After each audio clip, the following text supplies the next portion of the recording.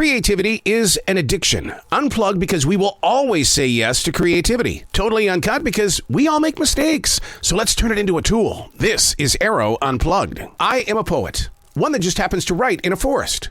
My forest is the Rainbow Forest right here in South Charlotte, North Carolina. When I enter this forest or any other collection of trees, I never know what I'm going to write about. These aren't my words. These are the lyrics from Rainbow Forest. Chapter number 365, April 22nd, 2023. Waking up to a spring storm. The trees and other living things appear to be prepared to receive. It's always amazingly quiet within the limbs and leaves. They act like they're just listening. So much green to keep up with. To feed the roots requires a good downpour. My thoughts begin to wonder. What about our roots? We're constantly running. How could there ever be such a planting? Mentally isn't physical. Physical is an activation. If these trees could openly move like the deer and snakes below, where would we find these trees on different days?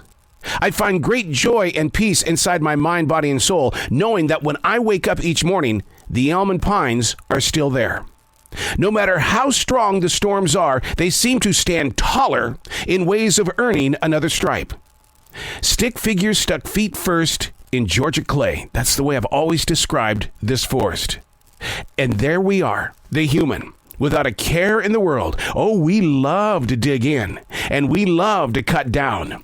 It's almost as if we're saying we have no respect for Mother Nature.